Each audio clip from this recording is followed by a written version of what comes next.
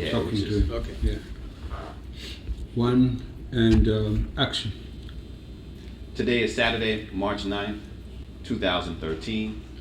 My name is Hassan Kwame Jeffries of the Ohio State University and the Southern Oral History Program at the University of North Carolina at Chapel Hill. I'm with videographer Petna Delico in Albany, Georgia, on the campus of Albany State University to conduct an interview for the Civil Rights History Project, which is a joint undertaking of the Smithsonian National Museum of African American History and Culture and the Library of Congress. We are here with Mr. Sam Mahone. Thank you so much for being here with us. Of course. I want to begin simply by asking you, when and where were you born? I was born in Americus, Georgia, which is Sumter County, southwest Georgia. And what year? What was your date of birth? 1945. 1945. 1945. So the war is over. And, you know, some people say that World War II ushers in this sort of new era of transformation and democracy. What was Americus like when you were growing up? I imagine it was like most small southern rural cities in that the lines of separation were very, very vivid, very, very stark. As a child growing up, you tended to try to enjoy your childhood, but there were instances where you just knew that things just were not right. And a lot of that came about when you would look at your parents and see how they reacted to certain situations when white people were present. You notice little subtle things like you look at your father and your mother and you notice how there's virtually no eye contact when they're talking or speaking with white people. Your father is always looking in a downward manner, you know, as if that eye contact would somehow create a confrontation. You notice other things like how your community, for instance, the old saying about across the railroad tracks was very true, you know. No sidewalks, the roads were dirt at that time, no pavement anywhere. I grew up with an outdoor toilet. We had an outdoor toilet. We didn't get plumbing until I was a senior in high school.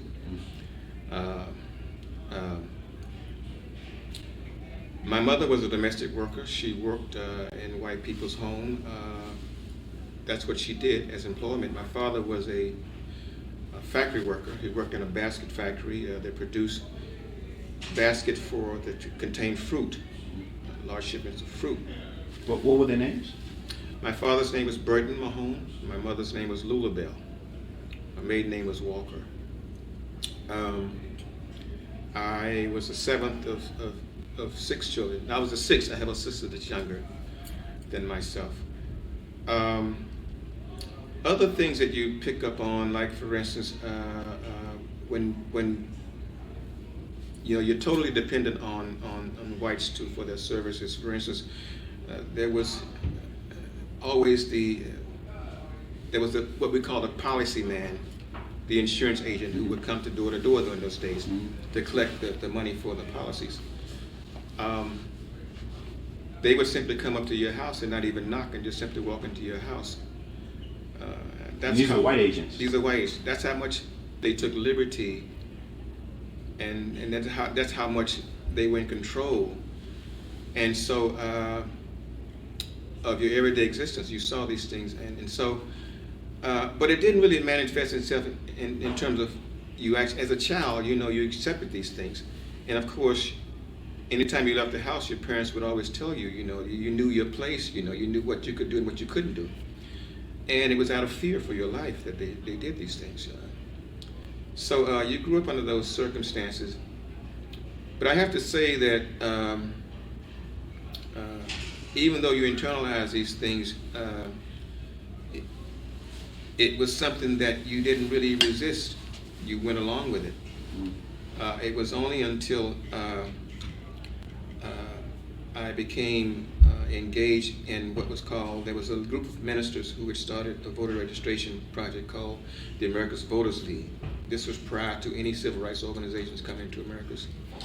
And I probably was in the 10th grade or something like that.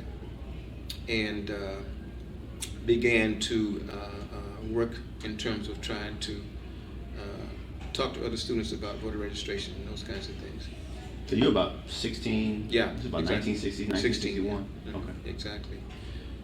And these are students in your high school? Yeah, exactly. And where did you go to school? What? I graduated Sumter County High School, Americus, Georgia. I went through the entire school system there, and went from schools that had the old pot-bellied wood stoves, and until finally getting air-conditioned schools when I finally graduated from school. So you become involved with this Voters League. Yeah. And what led you to become involved with them? I think it was more out of having something to do, I think.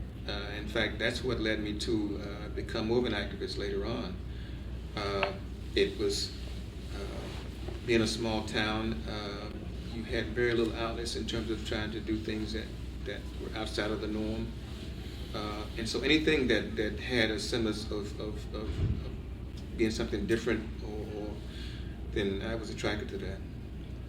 How did your classmates respond to you when you start talking to them about some of the things that you're doing with the Voters League?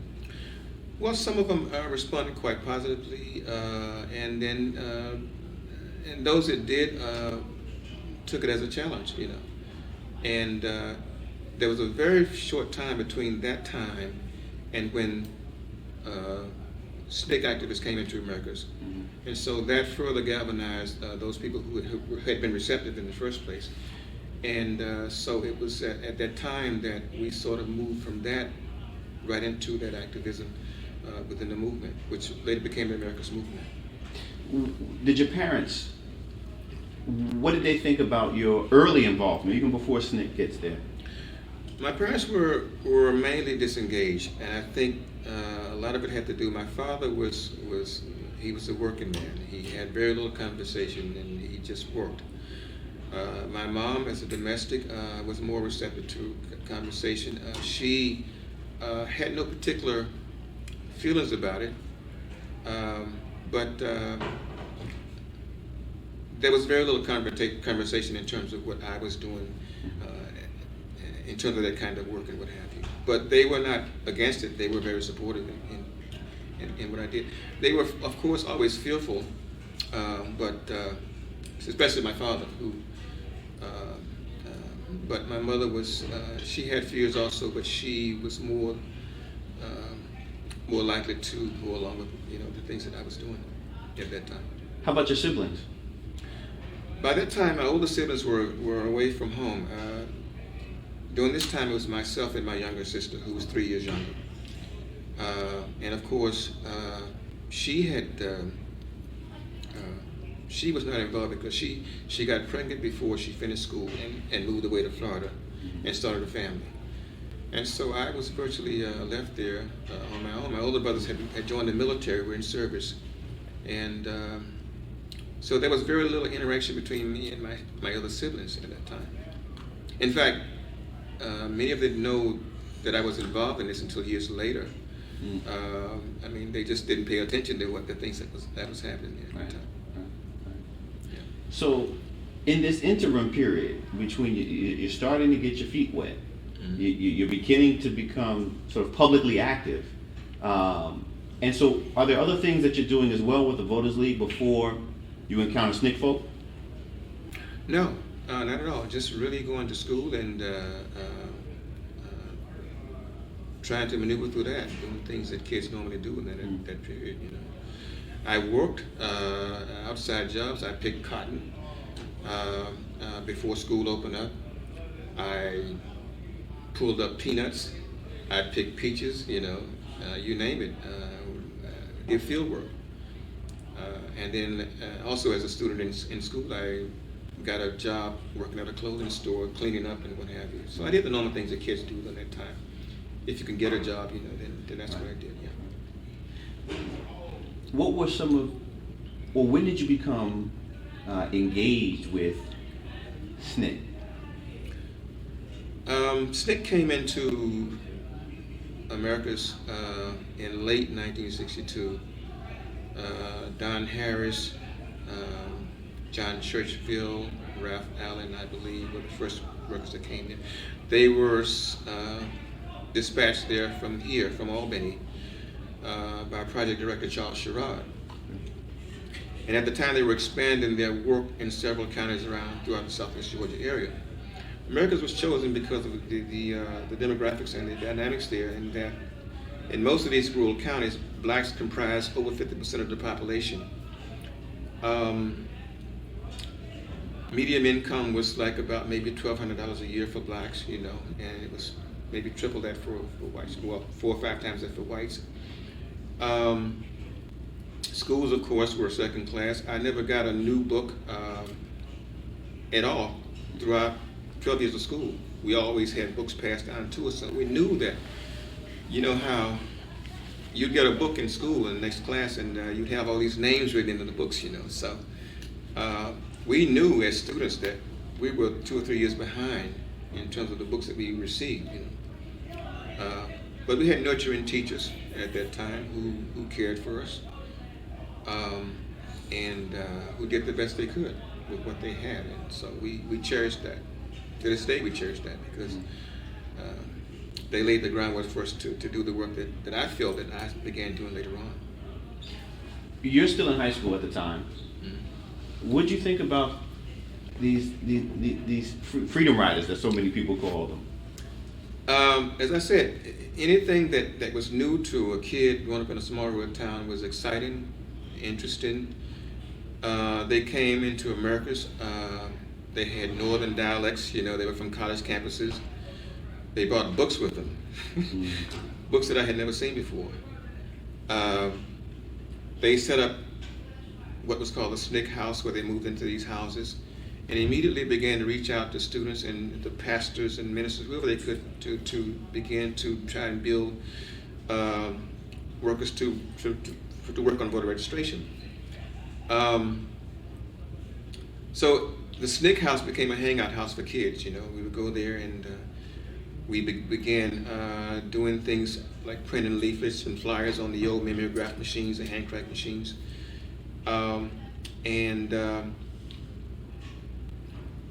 the fact that they introduced us to black authors, Richard Wright, James Baldwin, Du Bois, and all these people that we hadn't heard of, gave us a whole sense of meaning, and being, and as a kid, it really... Tell me in the comments, who is your favorite author and black author? It really sparked an interest in us and made us want to come back to that house every day after school, see what they had to do, they wanted us to do for them, So that's literally how it started, And where was the Freedom House?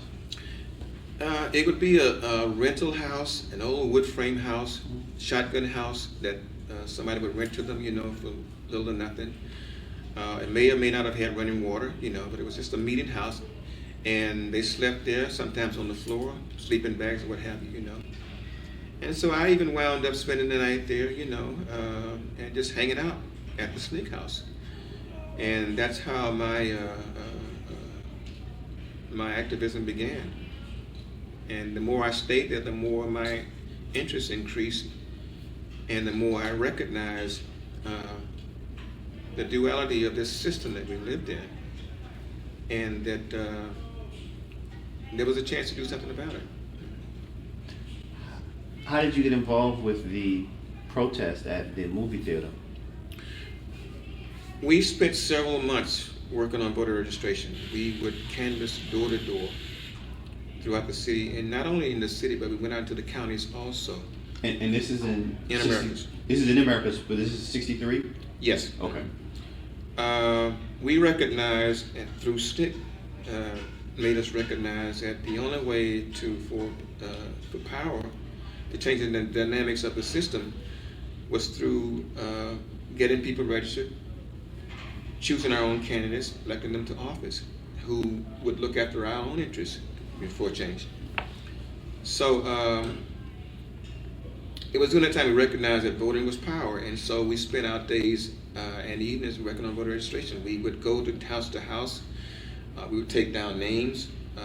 We would schedule times that we could come back and pick them up to take them down to register.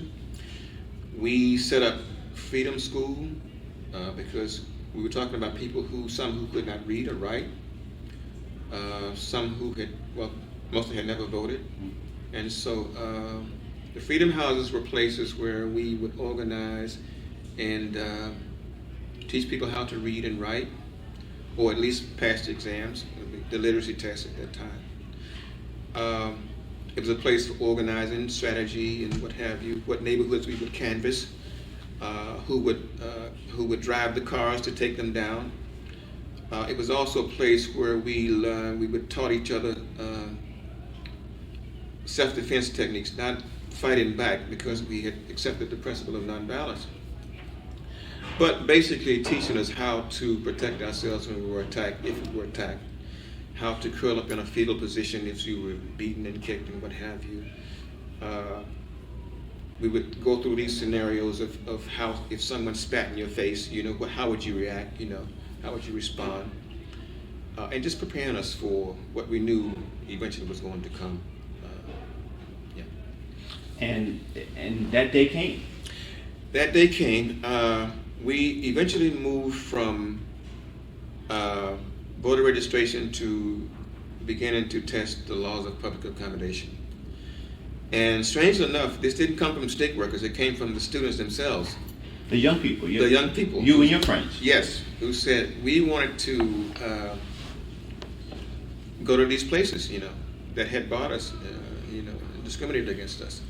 The Martin Theater was the most visible place downtown. It was a place, and it was both, when I say visible, the entrances were so stark, the differences.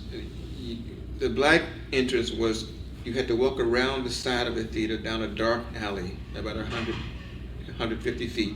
Then walk up 3 flights of stairs and sit in the balcony to look at the theater.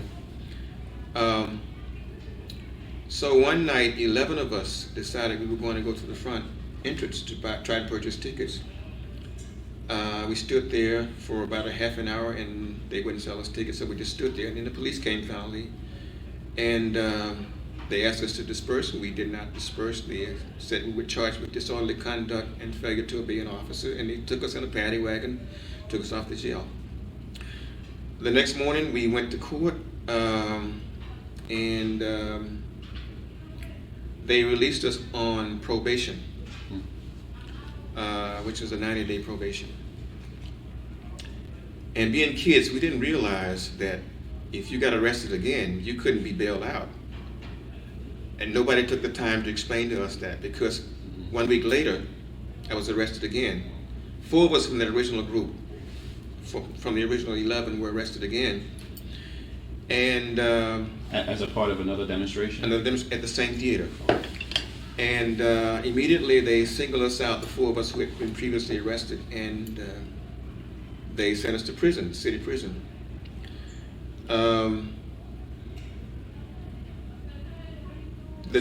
So you get arrested, you spend the night in, same thing, you spend the night in jail, or do they pull you out immediately? They put us in jail. The next morning we go back to court. Right. Same judge. Same judge. And they tell us that we have to immediately begin those sentences. So, at some point you realize, wait a minute, I'm about to do some time. Yeah, exactly. What are you thinking? Well, we still didn't grasp that we were going to have to do this time. We just felt, as kids, that somehow we were going to get out of this, because there were 2 girls. It was two boys and 2 girls. And so it happened overnight. This literally, they put us on the streets. Well, the first day they put us in prison garb and took us out to do road work, cutting grass and things like that. Well, the local ministers went to City Hall and demanded, which was really something at its time, that they not put the women on the street, the girls on the street. So they did not. My friend and I, the other guy, we decided to, we just sat down and decided we're not going to work.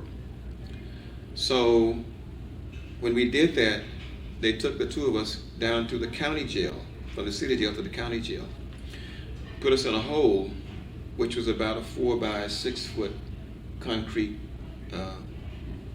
enclosure with a little slit at the bottom about 4 to 6 inches wide, where they would each day put in a piece of bread and a cup of water. Well, we decided we weren't going to eat. We went on a hunger strike. So we're in total darkness for about 7 days.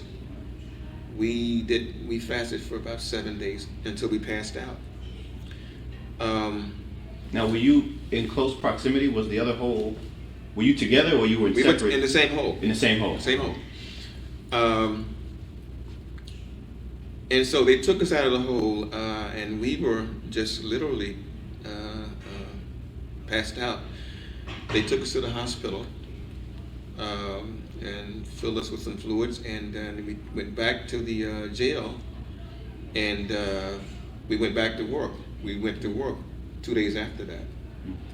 And the jobs that we did ranged from cutting grass on the side of the streets, picking up garbage on weekends. The worst job was cleaning out the city sewage.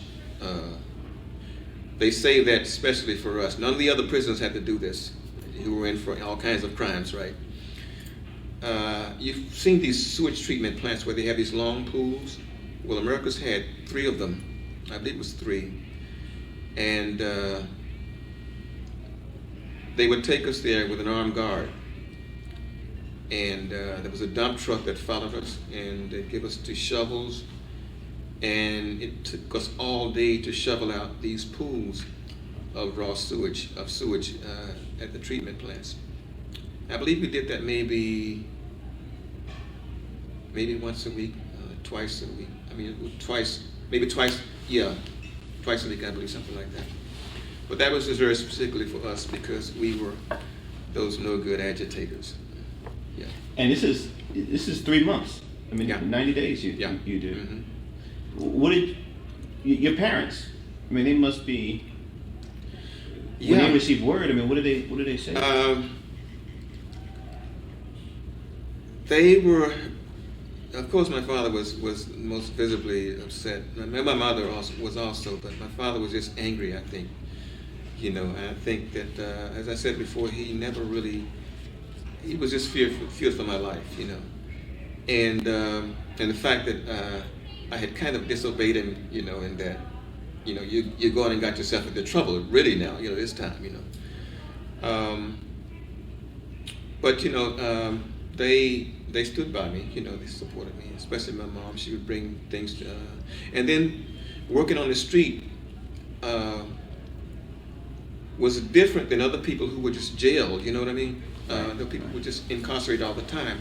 So working on the street gave us an opportunity to have people pass us by to come by, and they would see us working on the street, and they would let us know what's going on in the movement, you know. They would give us money sometimes to buy, you know, things like that.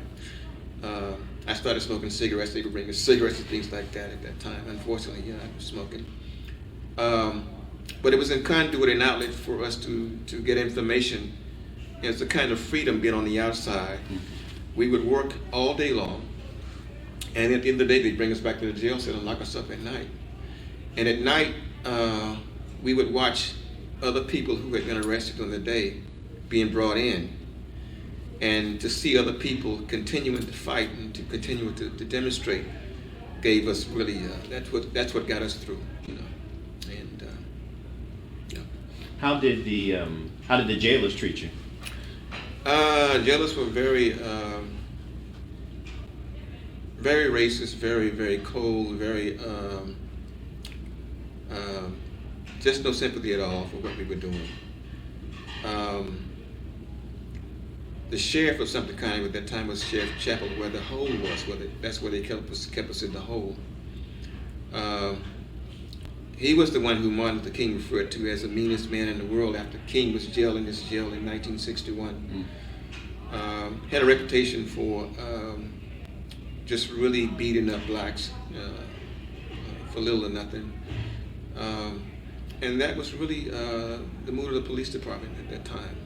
Just a very racist police department, and had no tolerance for what we were doing at that time at all.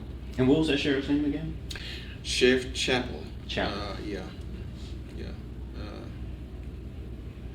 He was probably, I'm told he was the biggest bootlegger in the county as well. But you could compare him to Jim Clark of Alabama, but Fred Chappell was his name. Yeah. And how about the other inmates? Those who weren't in for movement activism. How did they respond to you? They responded very positively. They were mostly older guys, who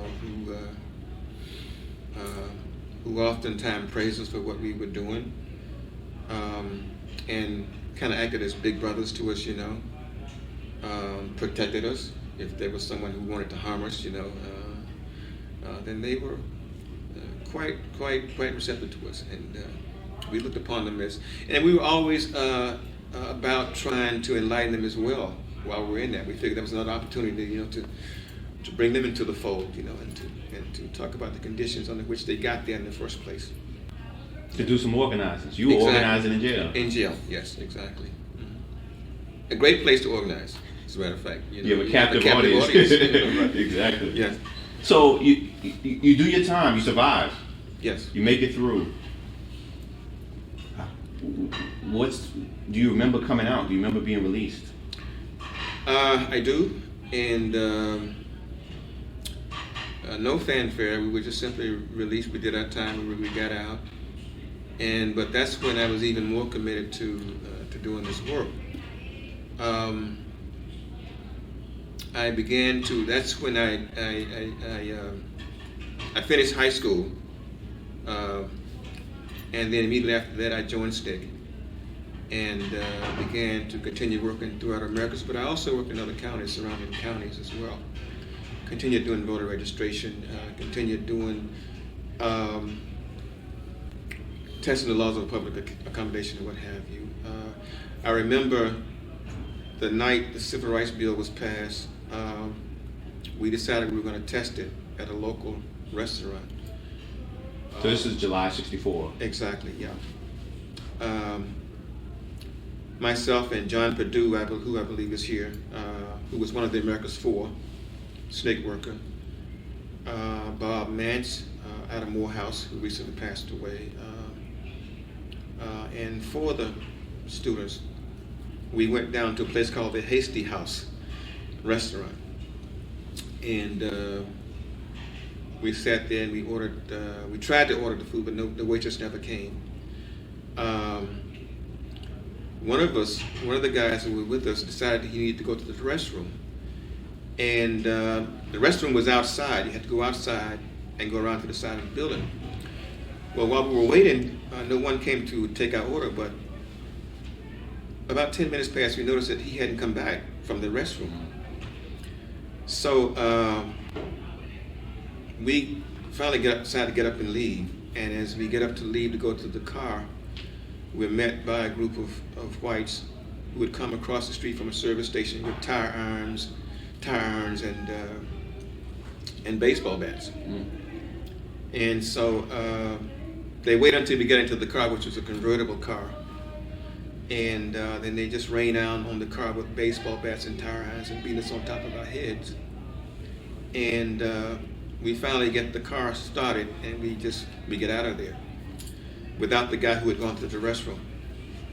Well, he shows up about 2 days later, and he says what happened was that when he went to the restroom, he was attacked and beaten, and he just ran off and never came back. And so, but that was the first evening we decided to test the laws of public accommodation. The Americus 4. This happens after that. This- did you say? This was, the Americus 4 was before that. Before, This was okay. 63, yes. There was a demonstration. In fact, again, SNCC had felt that night demonstrations were really dangerous, and had sort of encouraged it not to do it. But again, students took the lead. And on this particular night, they marched from the church where we had a mass meeting and was going downtown to demonstrate. And as it happened, the workers, state workers, were also downtown. And that night, they unleashed dogs and water hoses on the demonstrators. And the people were arrested, and they keyed in on the stick workers, and Don Harris, John Perdue, there was a co-worker, Zev Alani, and the fourth one was Ralph Allen, also from SNCC, and charged him with a century-old sedition law, which at the time in Georgia carried the death penalty. They stayed in jail, I believe, for about 84 days, 85 days, and were finally released by a 3-judge panel. The significance of that, if the state had prevailed on those charges, it would have stifled movements all around the country, because it meant that the police had the right to arrest and detain workers without cause and put them in jail. And so the legal team was a team that included C.B. King of Albany, Donald Hollowell of Atlanta, Constance Baker Motley was on the team, another lawyer out of Macon, Georgia, I believe, Larry Thompson, I believe was his name, and they won that case. So it was very significant in that that they prevailed, and it provided even more strength for people to move forward in the movement. Do you remember hearing about them possibly facing execution? That possibility was always on people's mind, because we knew that they would, the power structure as it was determined to do all in its power to curtail any movement activity. And so that possibility never left us, you know. But we just felt confident that people were not going to let this go, that people were willing to get onto the streets and protest and demand that these people be released. We were helpful in getting a nationwide movement to build groups across the country from college campuses, legal groups across the country to write letters of protest. There was massive fundraising for their benefit, and so we were encouraged by the outpouring of that support, and we knew that the more support we got, the more that the nation turned its eyes on this particular case, that we would be successful. So we were confident that they were going to be released at some point. And the case works its way all the way up to the Supreme Court. Exactly. Mm-hmm. Do you remember hearing when word came down that the court had upheld the lower court ruling, if I'm not mistaken, that Georgia can't do this? Exactly, yes. And of course, we were all jubilant, and I have photos of that we've collected from our collecting since then of the jubilant faces as they were released and upon their release. The interesting thing now is that the courthouse where they were tried is where we now have our display of memorabilia from that movement, from that time. That's where the Welcome Center is now. Wow. Yeah. It was a federal courthouse at that time, then became a post office, and now it's a Welcome Center. Yeah. So that's an interesting turnaround there. Yeah. Well, certainly when people think about Americus, they think about the Americus for. Mm-hmm. But they also think about those young girls who were demonstrating in Americus and then wind up in the Leesburg stockade. Yeah. Could you tell us how that occurred? What happened there? As more and more people got into the streets and demonstrated, the jails became full. we filled the Americus city jail, so they began looking around the county for alternate locations where they could house people. And there were several abandoned prison camps that were made available to them. There were people jailed, not only, we filled the jails in Americus, the city jail, the county jails. Then they started taking people out to places like Terrell County, which is Dawson, Georgia. People were jailed there. The thing about, and then they took people to Leesburg, Georgia, the Leesburg Stockade.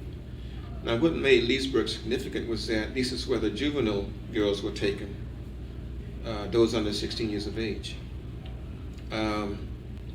It was an abandoned prison camp, no bedding, all concrete, no shower facilities, one toilet for some 35 to 40 young girls. On one occasion, one of the guards threw a rattlesnake into the holding area.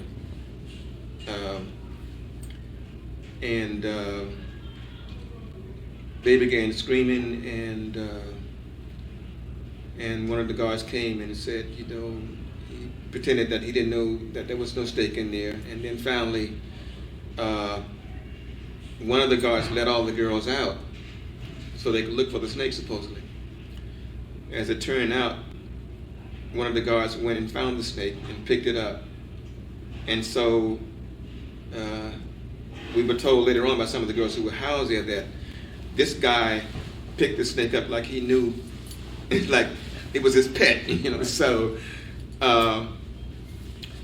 there were times when there were white men who would drive up to the jail. They knew they were housed there and would try to get the guards to convince them to let them go inside and have what they say, have some fun with the girls, young girls, and what have you. So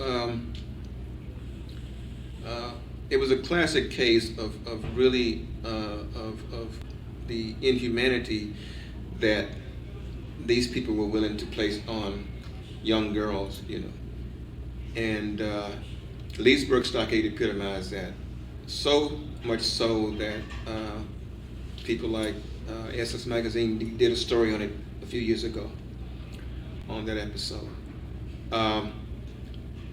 They were called the Stolen Girls because the way they wound up at Leesburg is that in the middle of the night, the police brought a tractor-trailer truck up to the jail. And one by one, they were herded into the back of the tractor-trailer in the middle of the night and taken to this place in the dark. They had no idea where they were going. And it was days later, or maybe more than a week later, that the parents knew, they didn't know where they were. Nobody knew where they were. So that's why the term stolen girls was given to them. And so that's what made the story even more compelling and more significant, that they would do this to young juveniles, and that was the real significance of that particular holding place. Were you all looking for them? I mean, did you all didn't know where they were either? Well, I was incarcerated. I was in jail at the time, myself. But of course, parents were trying to get information, and eventually they found out where they were through word of mouth and what have you, But they literally didn't know where they were until later on. In addition to the direct action work, the sit-ins and the demonstrations, you're also doing voter registration work, right? And canvassing and the like. Were there other activities as well that you were specifically involved in with SNCC during that time, so 64 and moving into 65? It's all about organizing.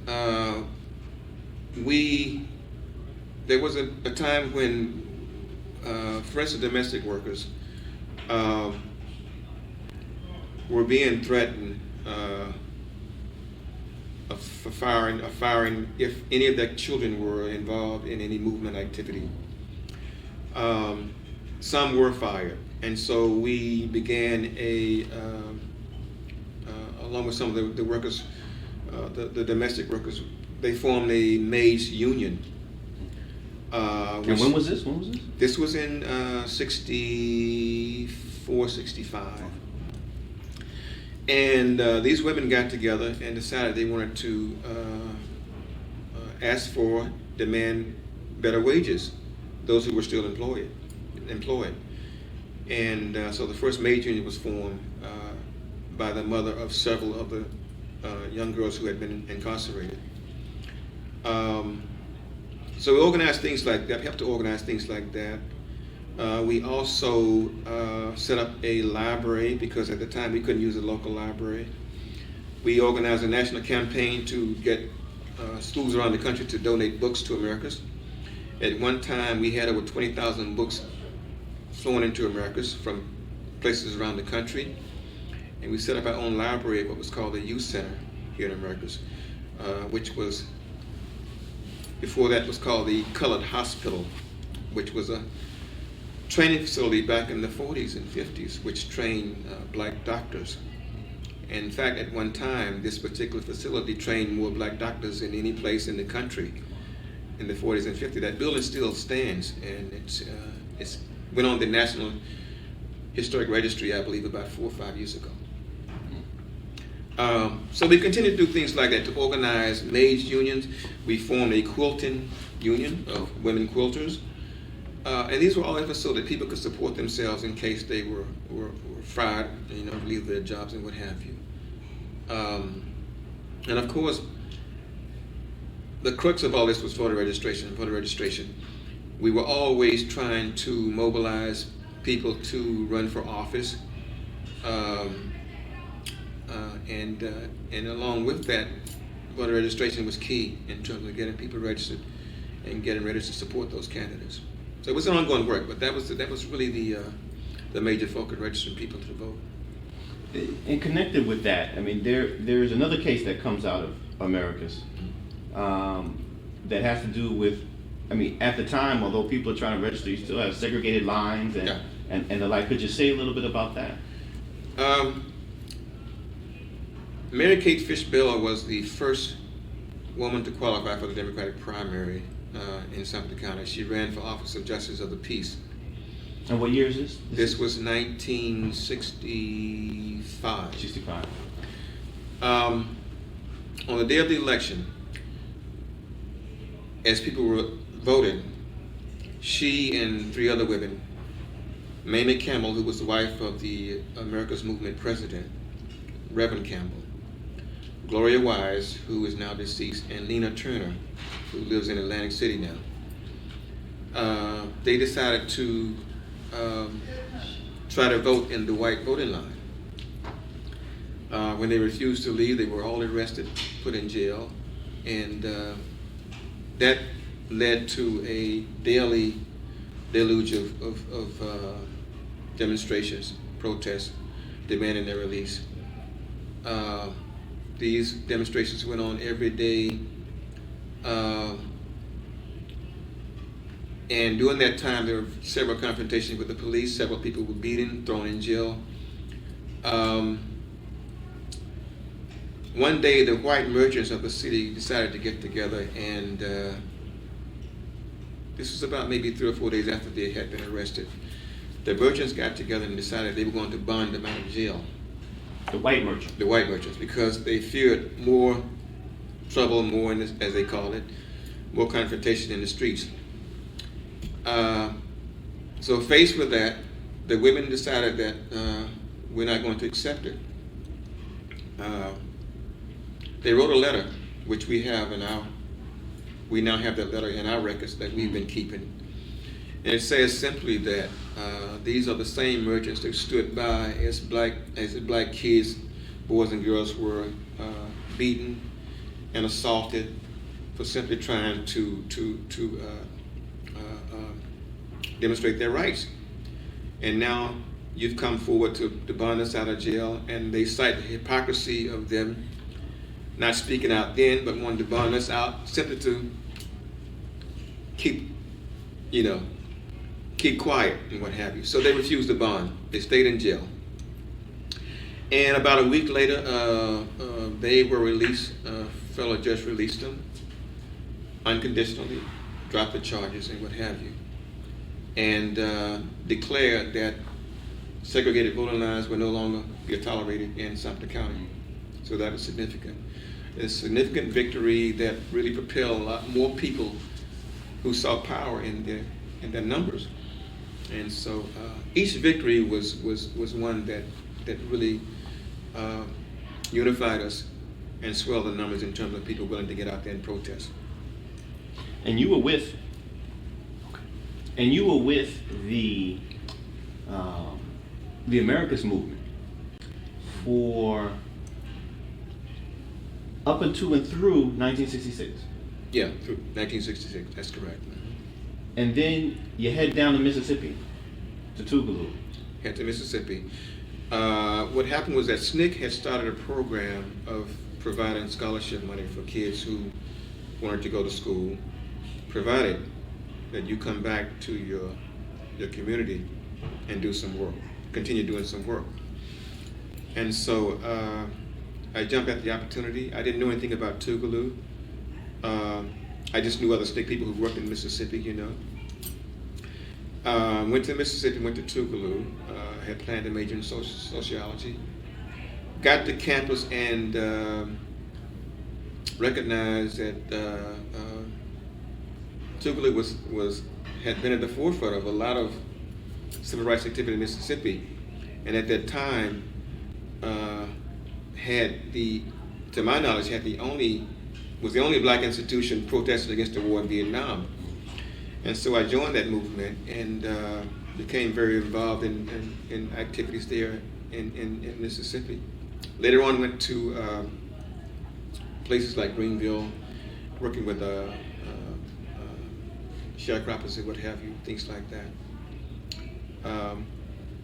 I left there after 2 years because most of my time had been spent actually as an activist off campus. It was difficult to really settle in as a student after having gone through what happened in Americus and seeing the conditions that in a lot of places simply were not changing, and there was more work to be done. So it was, once you become an activist, you don't settle down anymore. You continue it, and to this day you do it. Yeah, you want to be in the fight, you know, somehow. There was no going back. No going back, never going back, yeah. And so after you leave Tougaloo, what do you do after that? While at Tougaloo, I met, there was a lawyer who was from Americus, who had been run out of Americus, a white lawyer, who was forced to flee Americus because he had been sympathetic to the movement. His name was Warren Fortson. His brother at the time happened to be Ben Fortson, who was Secretary of State in Atlanta.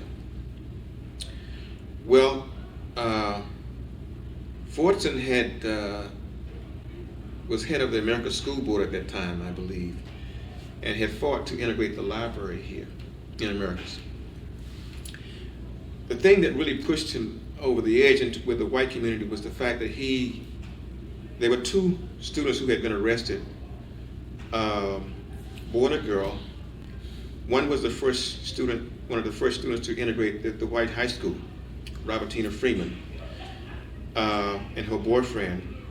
They were out parking one night, as kids, you know, and so the policeman pulled up alongside them and decided to charge them with indecent exposure, fornication, what have you, and arrested them. Now we feel that this was brought on by the fact that she had integrated Americus High, and she was due to graduate.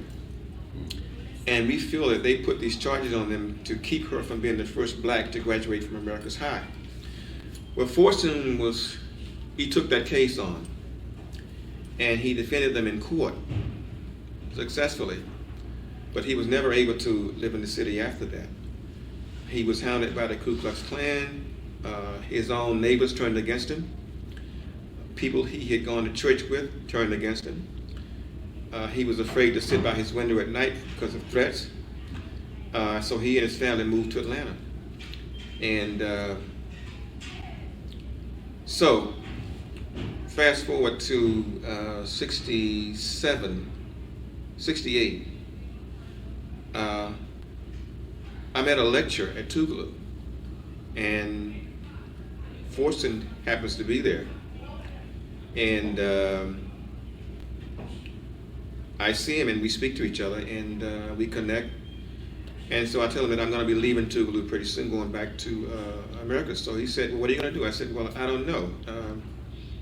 So he said, why don't you go back to Atlanta and see my brother? I'll call my brother and tell him that you're looking for some work. So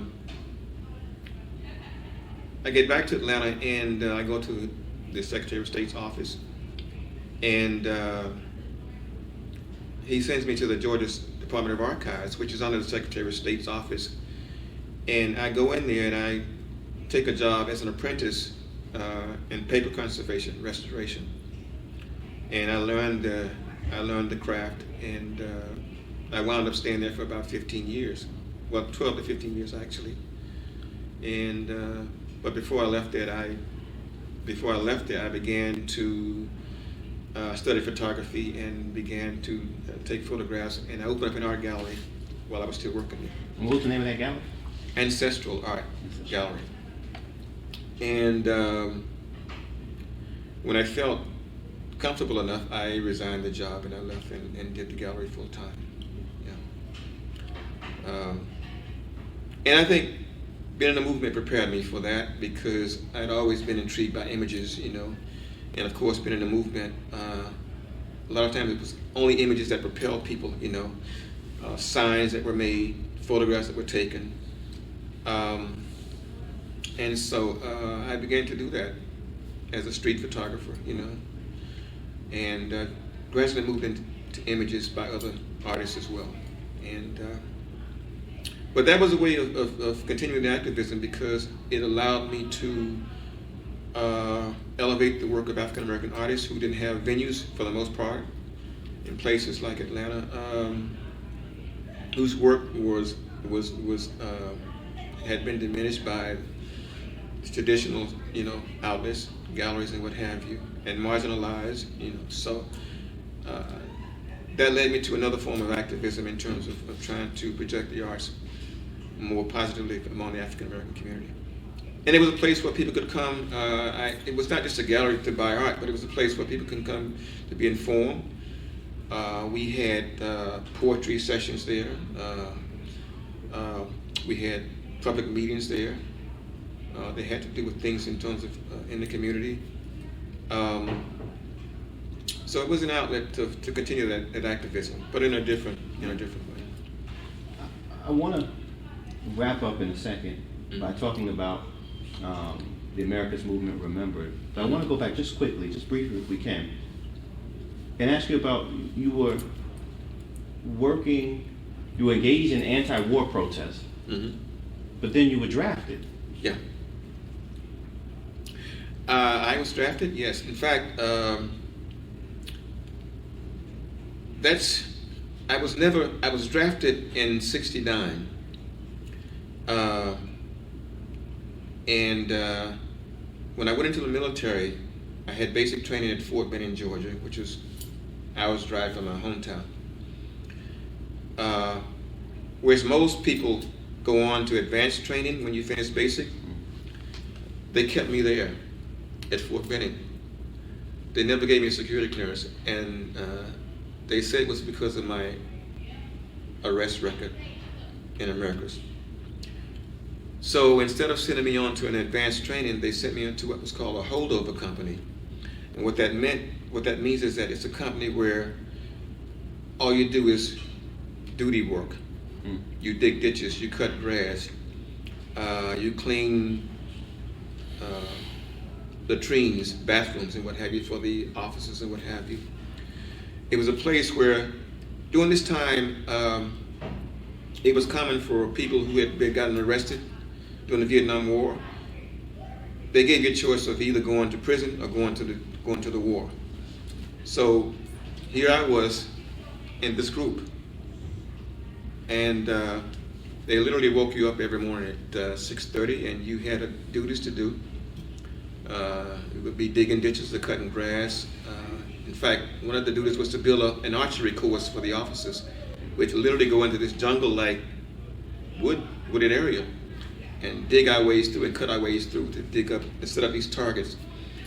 And it was another form of punishment, you know.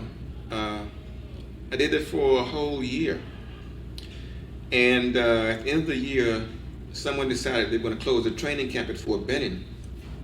So they closed down the training camp, the center, and so everybody either got shipped to Vietnam or Germany. I got sent to Germany. I still didn't have a security clearance. They gave me an MOS, they gave me a duty, which was clerk typist, just the name. And so they sent me to Europe to what was called a materiel command, about a 5-hour drive from Paris, France. They literally put me in an office behind a big office, but in the back, with a desk and a chair. And I sat there all day long. I did nothing. So what I did with my time was that I picked up a camera. That was when I, first picked up the camera. I used my weekends. I bought a car from a guy who was coming back to the States, paid him $100 for a car. And I would take off on weekends, drive to the countryside, drive to Paris, a 6-hour drive, 5-hour drive. And I spent all my time doing that for the rest of my service time. And 71, I was released in New Jersey, and then I came back and went back to work at the State Archives. Yeah. And so you sort of migrated back to a certain extent to Americus. Yeah.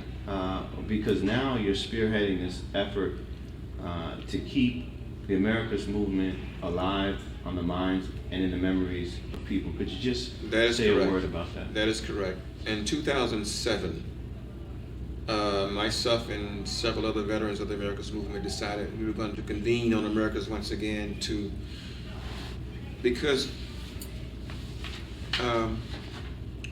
one of the things we recognize as movement veterans is that a lot of us hadn't passed on these stories to our kids. A lot of them had no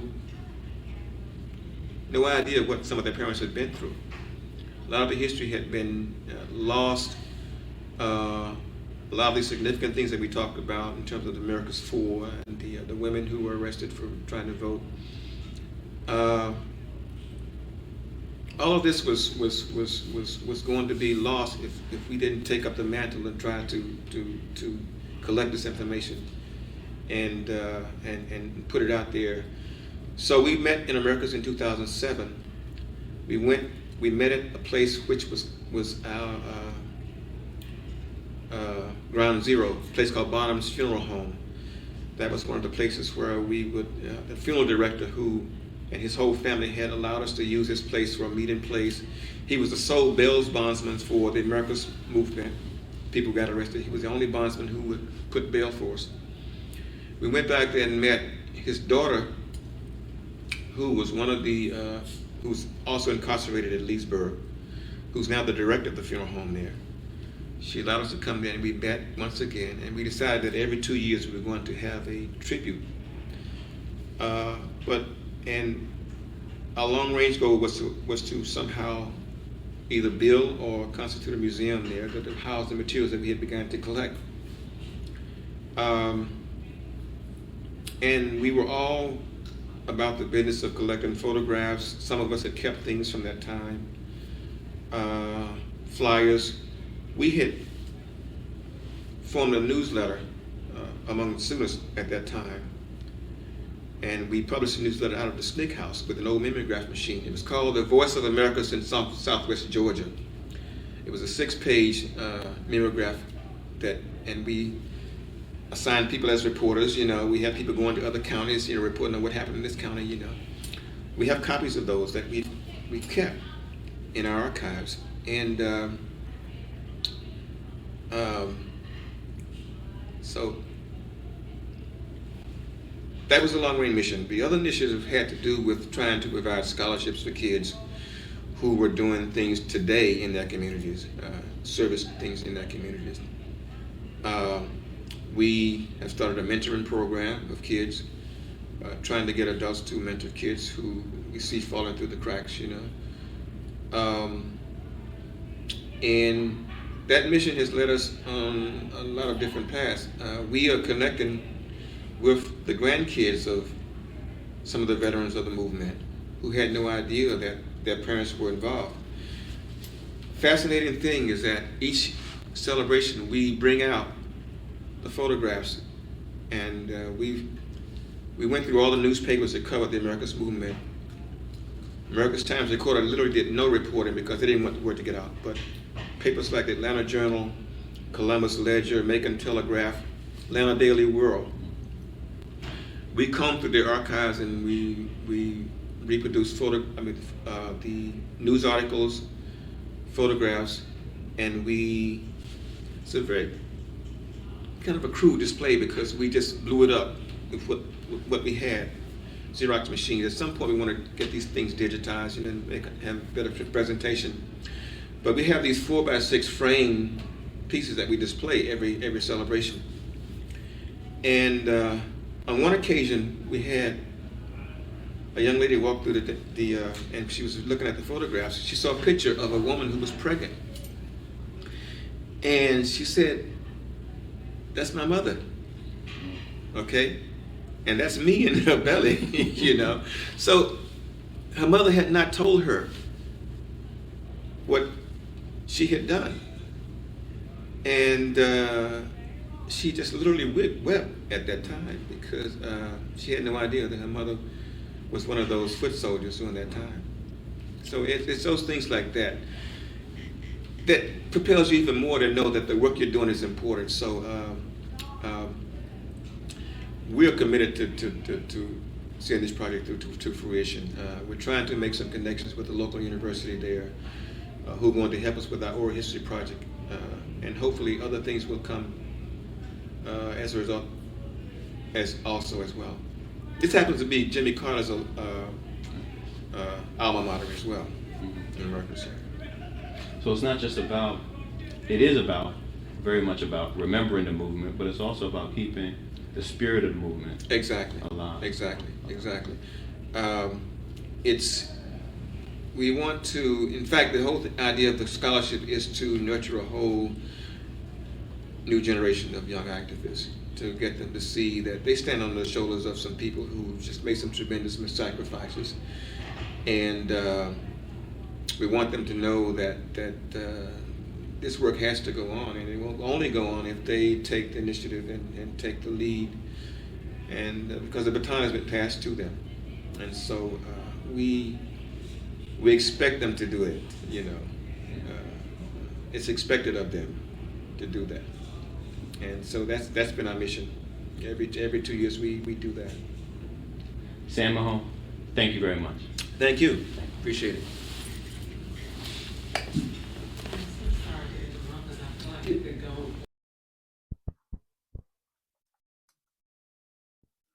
Who would you like for me to do a video on next? What are your thoughts about this video? Please share them in the comments. Please be honest when answering these questions. Share this video with anyone you deem necessary. Don't forget to like and subscribe to the channel.